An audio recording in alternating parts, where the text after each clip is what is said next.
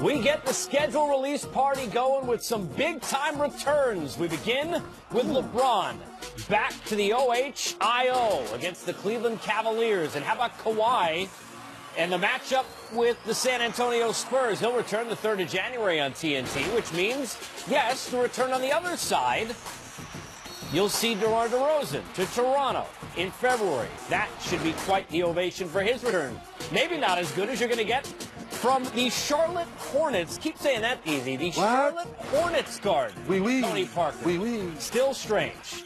Blake Griffin, last year he didn't get there. This year he will return to face the Clips. And in one of the moves that was understated at the time, but still crazy, how about Boogie being part of the Dubs? Back to visit the Pels. We're back with you. Dogs and cats living together, mass hysteria, as they said in Ghostbusters. Casey Stern, 3D Dennis Scott. Our second schedule release party here in the last. Yes, I like this kind of party. There's a lot to talk about. It's a lot to talk about because a lot of times you're shocked when you see a guy leave one franchise and go to another one, and then when guys get traded, you say, wow, it's still a business. So that being said, now we get a chance to see what the new faces, new places is going to be like. You know what we should do? Begin the show the way we're going to begin almost every show all season. Go ahead, do it. LeBron James. Have you heard he's a Laker? Seeing him even in a T-shirt warming up. Yes, it took a minute. Right? It took a minute. When that video hit on social, you're kind of looking at it, you're like, wait a minute, he in the playground? Oh, wait a minute, he is a Laker now. This is official. This is no more conversation. He's officially in Hollywood. Going to open in Portland. For LeBron and the Lakers, what's the thing you're most looking forward to seeing at the outset of the season for LeBron with this team? Well, I think what most of the chatter is how long will it take for the young guys to adjust to playing with LeBron James? Let's face it. Before, if you were a guy that had the ball out in your hands or you fed off a certain style of play, well, Luke Walton's going to figure out, well, Luke Walton already knows. LeBron, the ball's going to be in your hands. This is the pick and roll we're going to run. These are the misdirection actions that we're going to have on the weak side of the floor so you can be the facilitator you want to be. Once you see these young guys figure out how to play with this guy because he's unselfish, that's when the Lakers are going to take off and really show who they can be. You know, all the talk about Kawhi was really about the relationship with San Antonio and the fact that he was leaving. But nobody expected that it would be Toronto where he headed in that DeRozan deal, which I think for both sides, franchise changers. What are you most looking forward to seeing when it comes to Kawhi in his new home? I've been saying this since it's happened. How do you, Masai Ujiri, and the rest of your brass get into Kawhi's head and say, we want you here for a long time?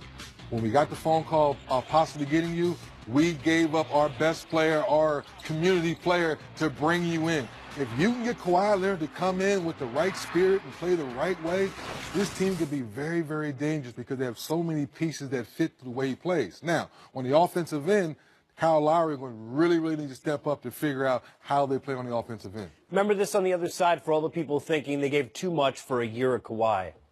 A year ago, Paul George was expected to go to L.A., play at home. He fell in love with the situation with Russ in Oklahoma City and stayed. So it is possible. Now, on the other side, you mentioned DeMar DeRozan. Why are he and Pop the right fit together? Well, DeMar DeRozan respects Pop, and Pop understands his talent. Otherwise, he wouldn't have went out there and got it. Like most people said, Pop's not going to send Kawhi to the Western Conference. He's going to send him east. So what Pop did is survey the Eastern Conference and said, DeMar DeRozan's my guy. Once he gets over being traded and emotions, understands part of the business, now I'm going to show him how to be a winner and get to the next level. So I think it's going to be a perfect marriage. We're going to be very busy. We're a perfect marriage, not us, but NBA TV and notable doubleheaders. We got some big ones. And I like where we're at with the December matchups because, look, the Trailblazers, they were in that 3 seed last year. We're going to talk about this throughout the course of the show with the West. But the Rockets, the defense goes down. Melo adds something new. Houston's a big story. Houston's a big story. I know a lot of people are down on Melo, and obviously he's not the same defender as Bamute and Ariza. But overall player, I think it's an upgrade. Now, Melo, will you be willing to buy in on the defensive end each night? Play more 4 than 3? I think Melo is going to be fine. How about some notable NBA TV games? Because we have a lot of these, and I think when you look at where we're at with some of the big teams, the Lakers and the Spurs, Kawhi, maybe his new home was supposed to be the Lakers. He won't be in either spot this year, but we know that Pop will get a chance to face LeBron with L.A. for the first time. But I want to go to October 30th. because right before Halloween, we get an interesting one because everybody has felt like it's going to be the Sixers and the Celtics, but the Raptors still feel like they're dressing up like the #1 seed. They feel like they got a better player, with no offense to DeRozan, in Kawhi Leonard.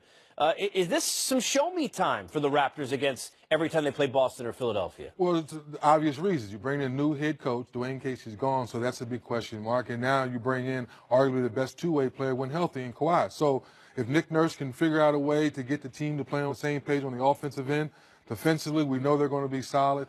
Then you can say, Toronto, we can take ourselves serious that we can be a #1 seed again. Notice that we're going to see a lot of the Warriors, which is not a surprise for anybody nationally, whether it's here, TNT, ESPN, or anywhere that you can see them. Back-to-back was tough. Yes. Everybody said to a man when we were there, you and I, with our group at the finals, this was the toughest run we had. Injuries aplenty. Now how much tougher, DZ, trying to do it a third time? Extremely tough. And to all the things you just said, Casey, will KD be great? Yes. Will Steph be Steph? Yes. All the way down. So we always say the old cliche. Will they stay healthy? Will Bob Myers continue to bring in the Nick Youngs, the Quinn Cooks of the world, what I call those good glue pieces, because the core four is going to be who they are. First championship, they had Bogut. The last two championships, you had Zaza, you had JaVale McGee. Now you have Boogie, who can take his time to get healthy from his Achilles injury. So once again, stay healthy, continue to share the basketball. The Warriors should still be there. You know, it's interesting. A team that was there year after year, you saw a couple of times in our matchups in the Clippers, and we happen to be at Summer League, and Doc thinks he still might have a playoff team. He likes their group. They got a young kid in Gilgeous-Alexander, but to see Blake go and CP3 and now DeAndre Jordan, it is clearly completely turned over. Doc, even one of the Rivers is gone. And Austin, on his way to Washington, very different team there now fighting for some 8th spot. Doc, I love what you're selling because you do have some good young pieces. But the Western Conference is so deep now, and not having that true superstar night in, night out to kind of lead the way and set the table, I think it's going to be tough for the Clippers. All right, we've got more on the scheduling coming up, including some debuts for some dandies in their first year. DeAndre Ayton was a star in Vegas. How about at the NBA level for the first time? Picked in the 2018 NBA Draft, the Phoenix Suns select DeAndre Ayton. Let's just look at DeAndre Ayton, #1 pick overall. Suns playing fast. Ayton, welcome to the NBA, big We take a look at some of the notable rookie debuts, including at the forefront DeAndre Ayton against the Mavs and Luka Doncic on ESPN. The outset of the season, you and I got a chance to get our eyes on Ayton, who looked like a man among boys even in his first summer league. 3D. Yes, in case the reason I'm impressed about Ayton because he's worried about the paint. A lot of these young guys want to shoot the three. Yes, Ayton can shoot the three, but he's not living for the three. So that's why I'm like, yes, big fella, you do have a little throwback in you. Talking about a throwback big guy where you want to catch the ball on the post, you want to pick and roll to the basket, not just settle for a three. So Phoenix Sun fans, you should be pretty excited about this young man. Last year, I think most people would agree the most impressive young kid at Summer League was Donovan Mitchell. That turned into quite a year. Kevin Knox, for you and I and a lot of folks, was that guy this year. He's special, Casey. And a lot of time when you're in college, you don't get a chance to see a guy's total game.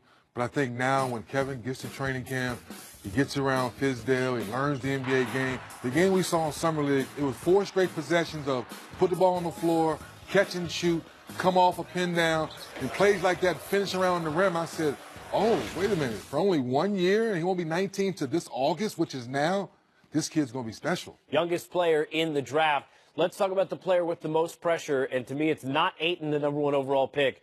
It's right here in Atlanta with Trae Young because of the very controversial move this organization made to make a decision that a lot of folks who covered college, who covered with the draft that you and I spoke to, would not have made that decision. There's a lot of eyes on Trae Young. A lot of eyes on Trae Young, and I think he's going to live up to the challenge. Obviously, the Hawks have to put him in good situations so he can be successful. But for a kid who wasn't a McDonald's All-American, wasn't highly coveted coming out of college, coming out of high school, and then 1 year of college, lead the NCAA in scoring and assists, I think he has a good chance once he figures out the NBA game. Now let's talk about the opening of the season. We all love the great beginnings. Here is the way it looks. If you haven't seen yet, Premier Week on TNT, presented by Auto Trader. You'll get the Beast of the East out in LeBron. Now what team will represent the top of that conference? Sixers and Celtics. And at the bottom, LeBron, the debut in Portland against Dame and the Trailblazers. We take a closer look at opening week on TNT and across the landscape in the NBA with our own Reggie Miller, kind enough to join us here on this special edition of Game Time. Reg, I got to start with this as we welcome you in before we get to the schedule. It was Pacers Day all day on NBA TV, so I had the pleasure, in quotes, as a Knick guy, of watching your torching the New York Knicks over and over and over again during the course of the day. So it's basically been your channel this afternoon. Well, look. Those were great rivalry days in the 90s going against Patrick Ewing and Starks and Oak. And, obviously Coach Riley. Two teams, two cities, two states that literally hated one another. And I guess you could kind of throw 3D and Orlando in there, too, because we didn't like Orlando either, 3D. We had our problems with you, too, as well. So those 90s... Those days were great. We got to start with LeBron. How much, after all the conversation, and you know there's going to be plenty more of it, Reg, between now and the season, how much are you looking forward to getting your eyes on LeBron as a Laker and getting a chance to call games and seeing how this group starts to mesh together? Well, I'm going to caution people this. Do not judge the Lakers the first 2.5, 3 months. Very much the same way when LeBron took his talents to South Beach, they struggled early. And even when he came back to Cleveland, they struggled early. It's going to take time to mesh that chemistry. And I know every misstep, every 3, 4, and even possibly 5-game losing streak that the Lakers go through, people are going to think the sky is falling. They're going to try to run Magic Johnson out of town here in L.A., even though he has a statue in front of Staples. I caution patience when watching the Lakers because he's going to be playing with a bunch of young guys that have absolutely zero clue on how to win and how to approach real basketball games. And it's going to take time. So if they continue to have problems after the All-Star break, and 3D, you know this very well, if the chemistry is not there after the All-Star break, then we can start kind of worrying where are the Lakers headed. But we can't judge them early. Even if they get off to a great start, don't jump on the bandwagon. Let's give it some time. Let's see how they kind of mature with one another. And then, but having LeBron James join the Lakers, such an iconic franchise, look, it's a boost to the league. It's a boost, obviously, to the Lakers brand, but it's going to be great to see these games. And, Reggie, speaking of time and patience, now Paul George goes back to OKC with a fresh mind. Melo's gone. How much time does it take that team to figure out now that Russ and PG are running the show from here on out? I saw the chemistry forming during the middle of last season, and I think it was a smart and great decision by PG to re-sign with the Thunder and with Westbrook because, look, it is going to be a load, especially now you're getting Andre Roberson back as well, a guy that's a great defender. So the chemistry was starting to form. I think they like playing with one another. I've always thought that PG would be a fabulous Robin to someone's Batman, and that Batman being Russell Westbrook. Fantastic signing. And in my opinion, I don't think Houston's going to be as good. I think they lost a lot, especially at the defensive end. Ba Amute leaving, Ariza going to Phoenix.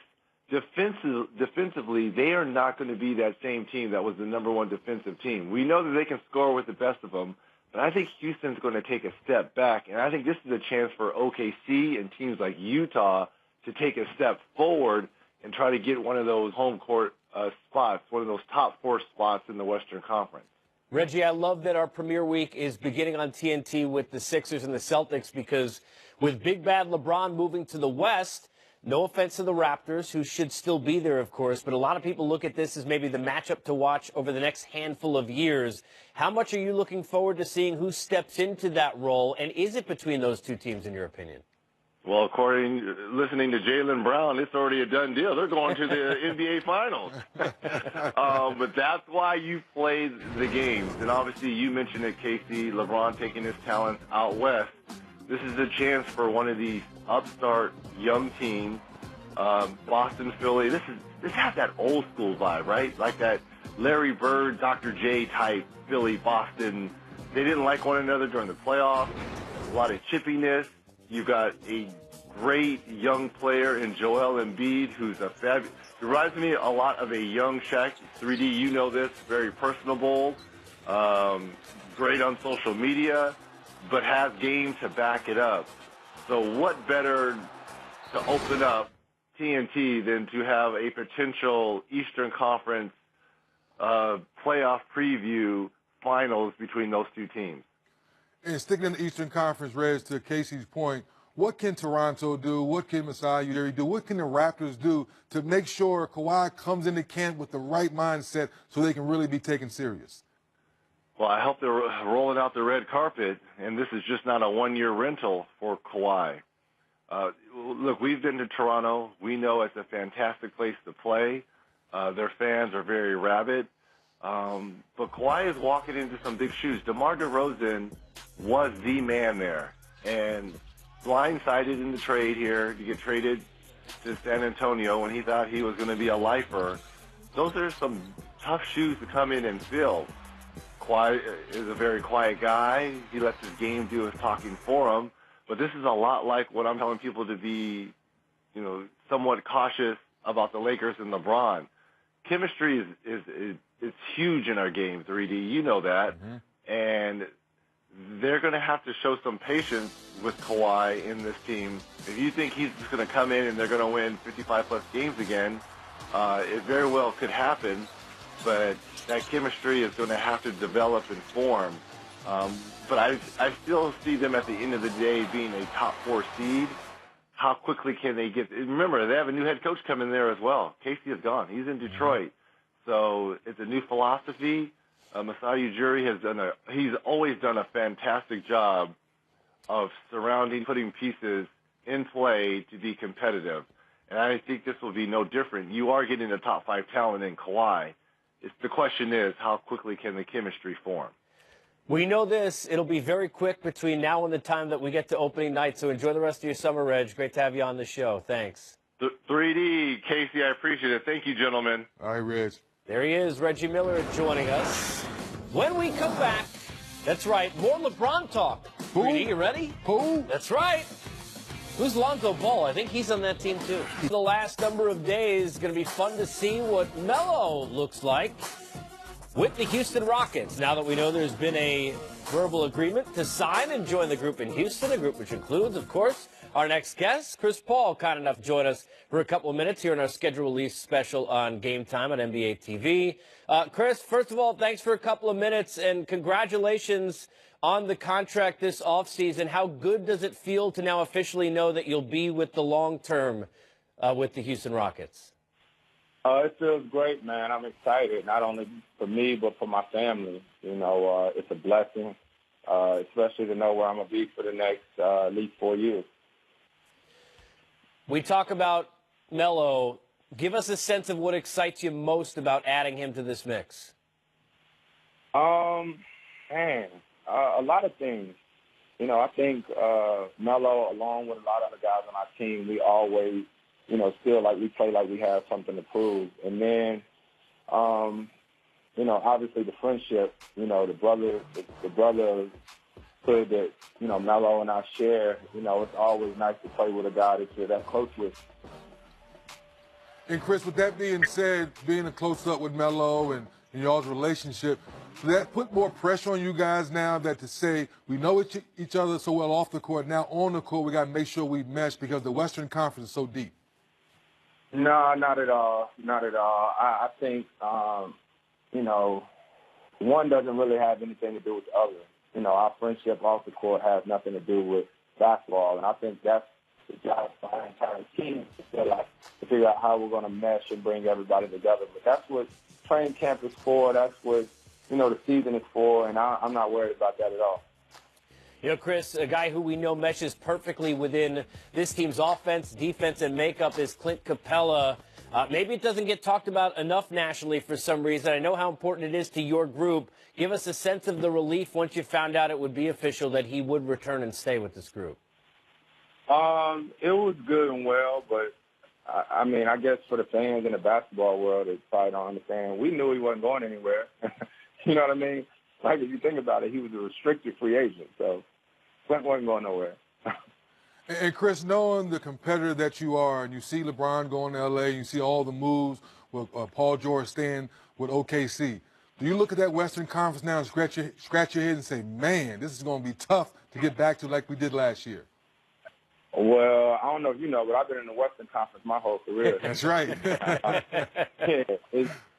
It's never been down since I've been in the league, and I'm going into year 14. So nothing changed for me but the day of the week. Chris, one thing that's great about you and really a lot of the big names in the NBA is the work you do with the community and off the court. I know right now you're at your camp working with kids. Can you give our viewers a sense of what you've been doing and just what is so important about that to you? I know that's been a big part of your career, is helping out with some of the younger folks. Yeah, it's always fun to pay it forward, with the basketball camps. But not only that I have, the other guys around our league have. If you see the talent that's coming up now, I got my Rising Stars camp going on now, which is, 240 of the best rising ninth graders in the country. And the things they do now, we didn't have a clue of doing, when we were that age. And that's because the game continues to grow. We do these camps, and these guys get the value of YouTube, and they just get to see moves over and over and over again until they perfect it. Chris, appreciate a couple of minutes. Enjoy the rest of the summer. We're looking forward to seeing the rest of the Rockets in your group go after a championship this year. Thanks, and stay healthy, okay? No problem, fellas. Y'all, thanks for having me. All right, there's Chris Paul, kind enough to join us. Rockets will be fun to watch again this year. This guy was Jason Tatum. We'll look into the crystal ball with DZ and talk predictions when we come back. For the entire 2018-19 NBA schedule, including your team's complete slate of games, go to NBA.com. Now, it's never too early to talk about predictions. What? Well, it is, but they asked us to. Okay. So here we are. We also have the touch screen, so we'll play along with that. So let's start with, DZ, let's take your crystal ball out, and let's start with the West. Okay. Take me through how you see things if you had to choose today. If I had to choose today, Right the way now. things are, the Right. trades, no injuries, Right. it's a no-brainer. I think the Warriors still come out one. We've seen the last couple of years, KD got hurt, held down the fort. Steph Curry got hurt, still held down the fort. So I still think the Warriors will figure out a way, as long as they stay healthy, be number one. Okay, number two. Number two, now, I know a lot of people are down on the Rockets because Mute left and Trevor Ariza left. I still think they're going to be there. I think Chris Paul's going to come back ready, healthy. James Harden, they signed Capella, which I think was bigger out of anything. And I think Carmelo will give the effort on the defensive end, and they'll figure out a way to get back to the second side. I'm worried about their defense, but I'll let you. I think they'll figure it out. Just I like will last, go to three, I 'cause think now they'll figure it's- out. now it's an open season. It gets a little dicey. Now I'm leaning right here to this team right here to shake things up. Okay. Because I think their defense is the key. We saw last year when Gobert was healthy, they were in the top 2 and 3 defense all season long. Gobert gets hurt, they drop to the bottom half. So I think, bar health, I think this team is going to shock people this year. We going to MVP Russ? We bringing him in? Are we going elsewhere? Oh, you read my Okay, mind. You read my okay. mind. What they went through last year with Carmelo, is he going to be there? Now he's gone. Now they come into a fresh training camp, fresh mind. They get Roberson back. He's going to be key from the defensive end, so he's healthy. I think they're going to figure out and still be a top 4 seed again. This is like when you're watching the draft and they talk about somebody slipping in the draft. Yes. Right now, the Lakers and LeBron are in the green room. They have not yet been chosen. Go ahead, number 5. Now, things get a little funny here in 5 because a lot of people are down on the Spurs. I think DeMar DeRozan and Pop are going to figure it out. The mid-range assassin will still get to his mid-range, but still shoot that corner 3 as you know the Spurs like to do. All right, so we're at 6. Is this the spot for LeBron. Let's go to Hollywood. Yeah. Let's go to Hollywood. Y'all were waiting. As much as I love LeBron, until I see these young guys figure out how to play with LeBron, it's going to take some time. We know a lot of guys have talked about that. So until they figure it out, I think they're going to be right there at the 6th seed. Now, I know our viewers remember the end of this conference last year. You and I were as a group on the air last couple of days, and we had Denver fighting right down to the last day. We had Minnesota fighting down to the last day. But not Portland. They were the 3 seed. Yeah. Where are they going? And here they come. You're reading my mind again, KC. You're reading my mind. Now, to your point, if you remember, it came down to the last couple games where Portland was 7, then they jumped all the way up to 3 because of the way the schedule unfolded. So now the Western Conference got thicker. I think they're going to finish down at 7. Now, for this last spot. Now it's tough. Now it's tough because you talked about Minnesota. Yes. We talked about Doc Rivers in summertime. He believes it's going to be a sleeper. Denver, they were knocking on the door. Pelicans. Now with Cuz gone, Holiday played better. I'm going with Jokic. I'm shaking things up a little bit. I'm going with the Joker. I think the Joker and that young talent will figure out a way to fight for that 8th spot this year. All right, now, we could talk this through. This is live on-air production meeting. You want to switch places or you want me to drag for you? No, you can switch. Go ahead. What you want to do? What do you want to do? No, you got to do these. I want to clear the West. All right, but you got to do these. Are you gonna... That's a no-brainer. All right, well, now we can see your... No-brainer. That's all. You can see my earpiece. Now, the reason I say it's a no-brainer, people, Brown and Tatum, they're smart kids. Brad Stevens, he's going to figure out a way to get Kyrie and Hayward back, and all those guys will get out there and share the basketball. And defensively, you still have Al Horford. I think they'll be the number 1 seed. Where are you going for 2? I'll pull it over. Where are you going? Number 2, let's go with Toronto. You going with Toronto? I'm going with Toronto. You sure? Yeah, I'm going with Toronto. Okay. Can you find it? There you go. Yeah, right there. There you go. Go with Toronto. I think Kawhi, defensively, I think Nick Nurse, he's going to figure out, first-time head coach. I think all those guys are going to come in with the right attitude and buy in defensively. All right, so far now, Philly has... All right, Philly, you're going to be 3. Philly, you're going to be 3. You're going to be 3. I want to go through this. Now, the reason I'm slipping them 3, not 4 or 5, is that there still will be some time to figure out how you get folks involved. Has Ben Simmons been in the gym working on his jump shot? Yes, you're going to have to feed the big fella, but until they figure that out on a consistent basis on the defensive end as well, there's still 3's pretty good for 6. All right, how about 4? 4, we want to shake things up a little bit. Where would I go with 4? You want to go Greek Freak? You want to go... Yes, I had Greek Freak at 4. Okay. And that same thing, the question for them is, can they make outside shots? Defensively, they're going to be there. They're getting better and better each year. Can you make outside shots, Milwaukee? That's Bledsoe full year, right? Full they year. Don't look good at the end of the year? Look good. At the end of the day, it's about making Ilya shots Silver for them. For the 8th time? Make shots. Can you make shots? That's going to be key. Defensively, you're going to compete. Can you make shots? Where are you going 5? 5, we're going with the Indiana Pacers. Okay. Oladipo, ho! He has to come back, finish up what he did last year, make sure he showed people last year wasn't a fluke. I think he comes back playing better basketball. Team-wise, I think they'll be okay. All right, now this is where it kind of gets a little bit open season because you've got Miami has been kind of a staple. Cleveland, do they end up making it? What new teams get in? The Wizards haven't been chosen. Where are you going? I was hanging out with John Wall in Vegas. John Wall said he's going to get Dwight back to where he needs to be. But until I see that, I'm going to go with Detroit. I'm going to shake things up. I want to shake it up a little bit. Okay. I think a fresh training camp with Drummond and Blake Griffin, that's going to be very interesting. Yes, having Reggie Jackson back, getting him making shots, being a better floor leader. I think Detroit's going to shock you. Dwayne Casey. Excuse me, Dwayne Casey being new head coach. Yes. I think that's going to be a shocker there. 7?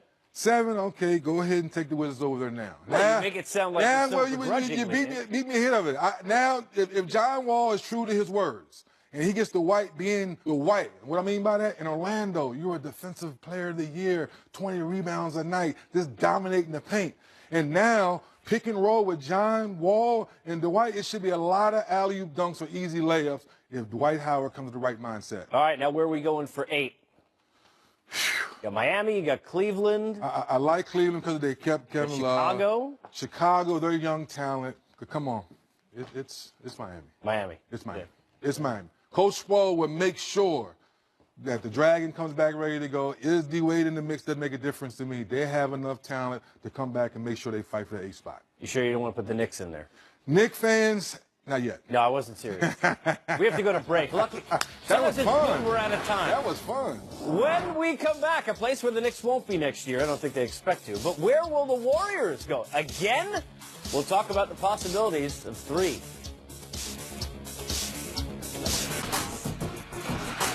Golden State Warriors bidding for back-to-back titles, their 3rd in 4 years. Curry now fakes, shoots the 3 at top end. Still gets it to go. To the rim, sliding in, falling down, bank shot good.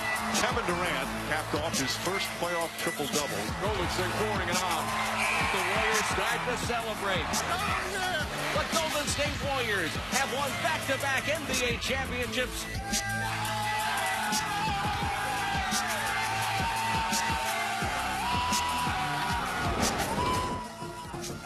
Now the effort begins for back-to-back-to-back. Some notable games for the Dubs, including a rematch and a reunion with the Rockets. A lot of talk about what if CP3 was there for 6 and 7. Find that on TNT. And right now you can find our own David Griffin kind enough to join us and break this and much more down. So, Griff, first of all, a happy summer break to you, sir. And you can finally get one because you don't have to build teams. You just have to be a part of this one. It's a little bit easier.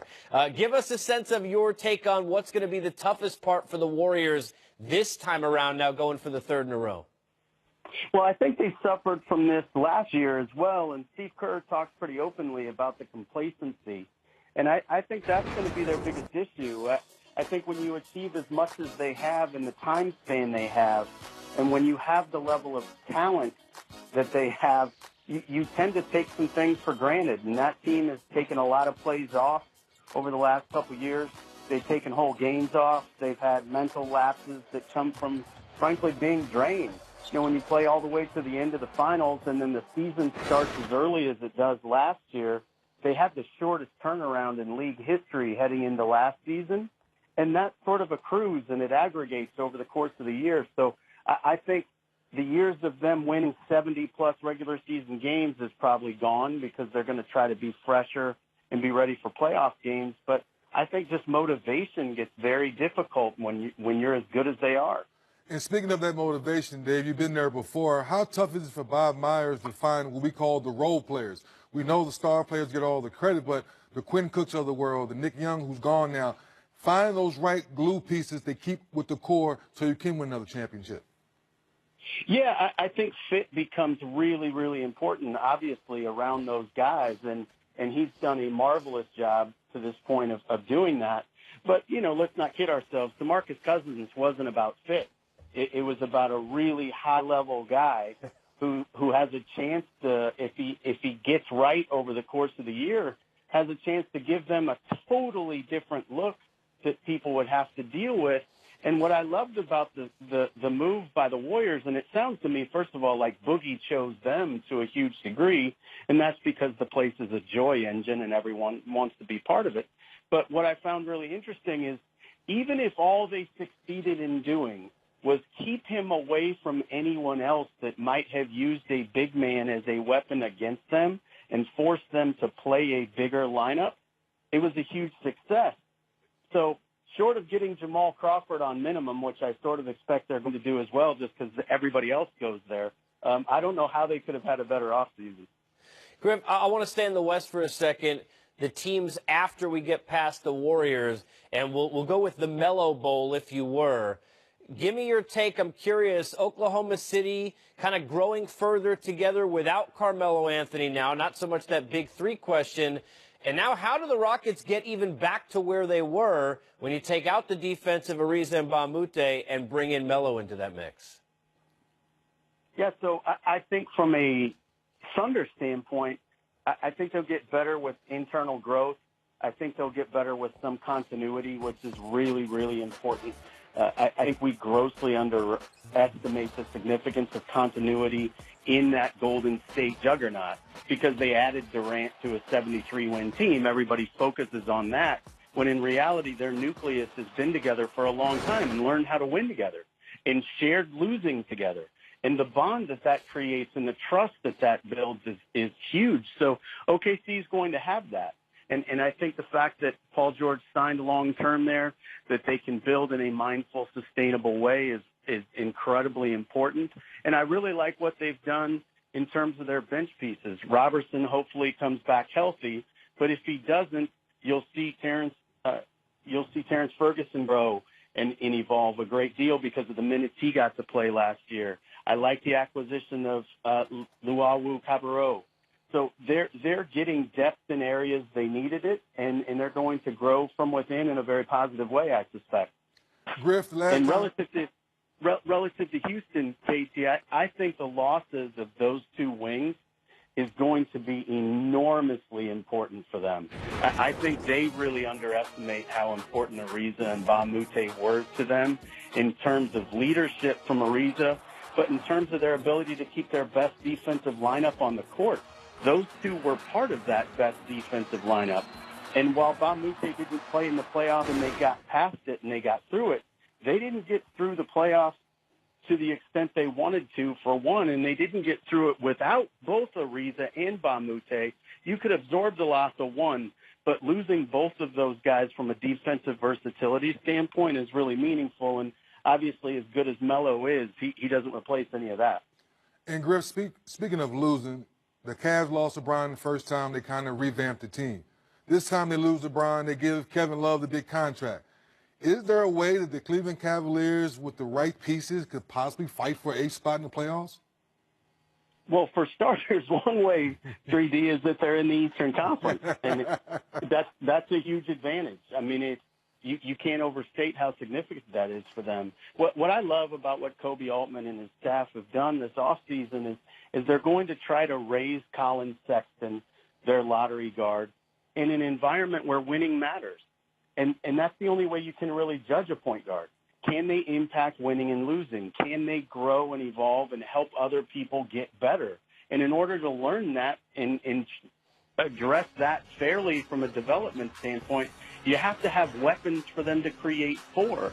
Otherwise, you're going to play to the lesser of their angels, and they're going to look to score all the time. So by keeping Kevin Love, somebody who very desperately wanted to be there, who's very much about the market and very much about Ohio, I think it was important for them, because that's not a market that's going to get big free agent names regularly.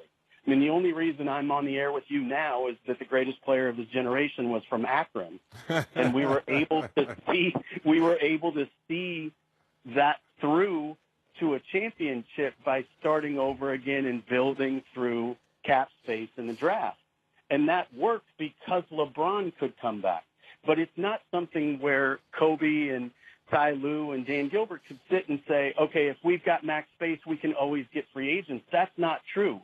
So they have to play a different game. And so I really like the way they've lined this up. And I like the fact that they're going to try to compete in the here and now. And if they get to the trade deadline and it doesn't work out, then Kevin Love's contract is pretty valuable as well. Actually, that was incorrect, too, Griff. For those who have been watching, DZ and I saw the picture that we had up. It was actually just to remind people about how wonderful you looked with hair. So that's why you're on the show. Casey, that's you know, there it is. I just misspoke. You know, I've aged so quickly in the last few years that not only do I no longer have hair, I completely misspoke. George Hill's contract is the one that's going to be really valuable at trade deadline, because George has a big gap between what he's guaranteed and not guaranteed the following year. So that contract will be a huge weapon for them come trade deadline. Griff, love having you on. We'll talk to you soon. Enjoy the rest of the summer, okay? Thanks so much. 3D, you got to take care of me, my bald brother. I got you, baby. I got you. There he is. The bold and the beautiful. I mean, the bald and the beautiful. There you go. From returns to predictions of who might be moving next. It's coming up next. Don't move. Speaking of recruiting, Kyrie, where does he go after the season? Rumors say maybe back home to New York against the Knicks. Could KD end up there? Big city, have some money, open Eastern Conference. You shaking things up, Casey. Well, I'm just trying to keep Twitter happy. Keep them active. Kawhi, he said he's going to L.A. We, the North, are going to handle their business, and Kawhi's going to stay. How about that? They could be they, the West. Oh, that's true. Daddy. Now, this one gets tricky now. Gives you a phone call and says, come home. This one gets tricky because Clay has made it very clear. I'm handsomely paid, and I'm playing for a championship every year being with the Golden State Warriors. Now you have 3 rings. Do you want to make more money? To your point, go play for my dad's franchise where he played. I'm back home. Well, not home. He's not from L.A. He grew up in the Washington, state of Washington area, so to speak. So in Portland, things like that. But who wouldn't want to go back to Hollywood and play where your dad played and possibly play with LeBron James? How do you think, I mean, no offense to Kyle Korver, but how do you think Clay would do with LeBron? That's a no-brainer. That's a no-brainer. LeBron, but here, score 40. Let's get back to LeBron's other old partner in Kyrie. Do you see him as a long-term fit with Boston? Even if he's healthy, let's give him a healthy year. Do you still think he probably ends up somewhere else? Just as a basketball purist, I hope he's healthy because I want to see the young man on the floor and have all of us oohing and ahhing every night since his death. Do I think he will stay a Celtic for the rest of his career? No. After what Kyrie showed us leaving Cleveland, and he had a conversation with Brian, you know what I'm saying? Okay, I got to get out of here. I can see him, Danny sitting down and saying, Kyrie, what do you want to do? Well, what are you doing? Who are you keeping? Is this my team? Are we building around me? Or if New York called and said, hey, we have the same amount of money and this is your team, I wouldn't be surprised if Kyrie left. I don't know how championships could get boring or tiring. I can't imagine how that's a thing. I know you certainly can. Right. But KD is, if he files another one under the belt, does he say, you know what, maybe I want a new challenge, do something new, or do you think he is in it for the long term with Golden State? I think he's in it for the long haul. I think he and Bob Myers have developed a solid relationship from a business standpoint because you can see the way he signed these contracts, 1-1, 2-1, how you want to call it. But at the end of the day, now he's developed a good relationship with Steph. Steph's locked in. I think Clay will lock in as we're having fun with this. I think Clay and KD stay with Golden State and they will ride this thing out. Kawhi's not going to be the only player LeBron is going to want to recruit over the next year, I'm sure. Yeah. So it may not all be his choice. We don't know that. But the idea has been, well, he and the Lakers, they have to get together, right? Well, I think the conversation is going to be had, obviously. But I just think now that everybody involved understands that if you can keep Kawhi happy, you have enough talent in Toronto, so you have enough talent on the bench. Can he and Kyle Lowry get on the same page?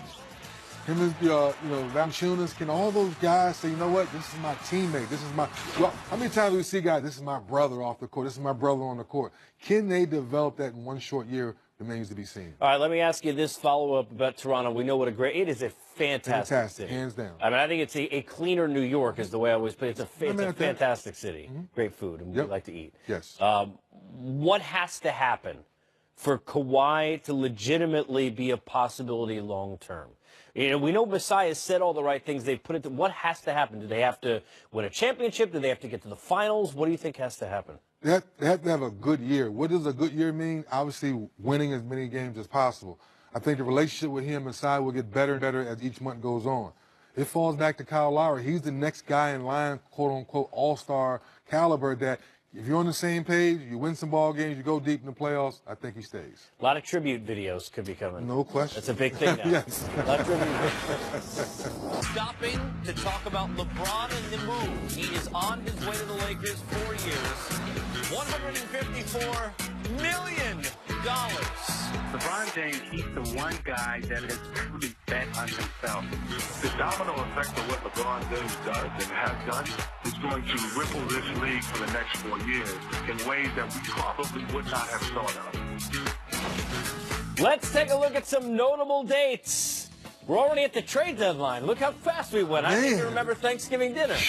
February 7th, you get All-Star Weekend. The playoffs, the finals, it's over. Can we get to free agency next year already? Who's playing for who now? No, I can't tell you. At the book, you'll have to find out on our special, Free Agent Fever. Appearances on TNT last season to this season. Notice Cleveland. Why? Oh, that's right. Yeah. I forgot just that second. But it's the Raptors. I like that. You lose tomorrow, you bring in Kawhi. You finally get some respect. You won the game last year. You bring in arguably the best player, should I say the best two-way player in the game when healthy. All right. Are you done for a while now? We're going to see you here soon. Any more shows? That's it. I don't think we have any more shows. Any more shows left? I can go home now? Yeah. Oh. Do you have a beard by the next time I see him? My goatee will be back, baby. The goatee will be back next time you see me. Yeah, next time you see me. We'll see you soon.